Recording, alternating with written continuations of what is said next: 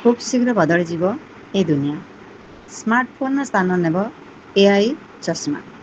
ଯେଉଁମାନେ ପିନ୍ଧିବେ ନାହିଁ ସେମାନେ ପଛରେ ପଡ଼ିଯିବେ।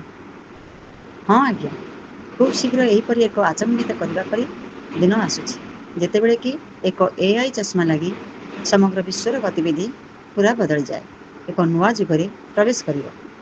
ସେ ପ୍ରକ୍ରିୟାର ଭୀତି ପଡ଼ିସାରିଛି। ସେ ସମ୍ପର୍କରେ ମୁଁ ସମ୍ମାନ ନ୍ୟୁଜ୍ର ପରିଚାଳନା ନିର୍ଦ୍ଦେଶିକା ବବିତା ଶତପଥୀ ବିଶଦ ତଥ୍ୟ ପରିବେଷଣ କରିବା ଆଗରୁ ଶ୍ରୋତାବନ୍ଧୁମାନଙ୍କୁ ବିନମ୍ର ଅନୁରୋଧ ଯେ ସେମାନେ ଭିଡ଼ିଓଟିକୁ ଲାଇକ୍, ସେୟାର ଏବଂ ସବସ୍କ୍ରାଇବ୍ କରି ଆମକୁ ଉତ୍ସାହିତ କରିବା ହେବ। ମେଟାର ସିଇଓ ମାର୍କ ଜୁକରବର୍ଗ ସମ୍ପ୍ରତି ଏକ ଅତି ଆଶ୍ଚର୍ଯ୍ୟଜନକ କଥା କହିଛନ୍ତି, ଯାହାକି ଆଗାମୀ ଦିନରେ ଏହା ଭବିଷ୍ୟତର ଦିଗ ନିର୍ଣ୍ଣୟ କରିବ। ସେ ବିଶ୍ୱାସ କରନ୍ତି ଯେ ଭବିଷ୍ୟତରେ ଯେଉଁ ବ୍ୟକ୍ତି ଏଆଇ ଚଷମା ପିନ୍ଧିବେ ନାହିଁ, ସେ ପ୍ରଯୁକ୍ତିବିଦ୍ୟା ଜଗତରେ ପଛରେ ପଡ଼ିଯିବେ।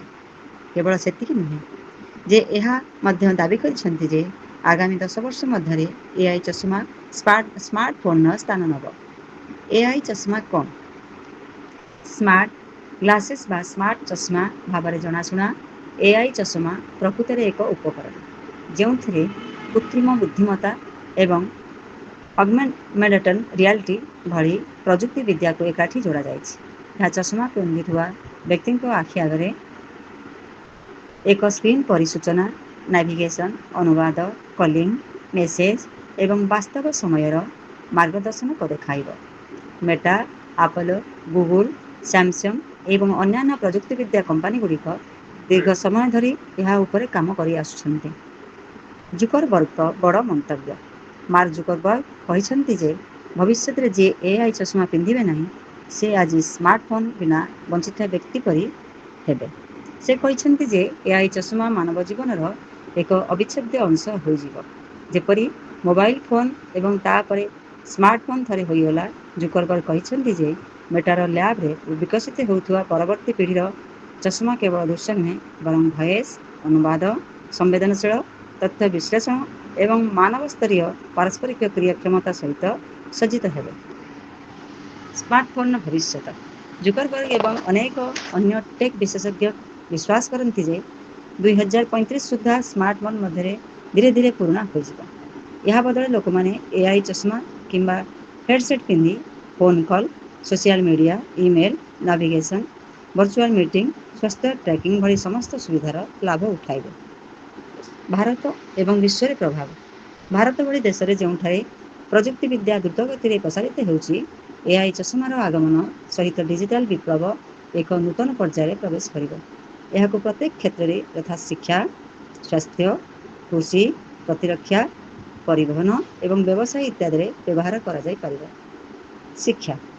ଛାତ୍ରମାନେ ଭର୍ଚୁଆଲ ଶ୍ରେଣୀରେ ଗୃହରେ ବସି ଲାଇଭ୍ ପରୀକ୍ଷାଗାରର ଅଭିଜ୍ଞତା ପାଇପାରିବେ। ସ୍ୱାସ୍ଥ୍ୟ।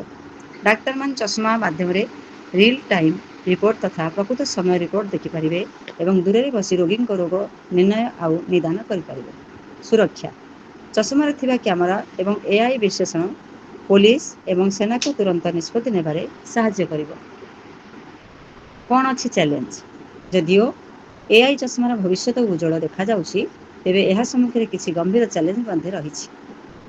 ଗୋପନୀୟତା ପ୍ରତି ବିପଦ। ସବୁବେଳେ ଏହାର କ୍ୟାମେରା ଚାଲୁ ରଖିବା ତଥା ଅନ୍ ରହିଲେ ଲୋକଙ୍କ ଗୋପନୀୟତା ପ୍ରତି ବିପଦ ବଢ଼ିପାରେ।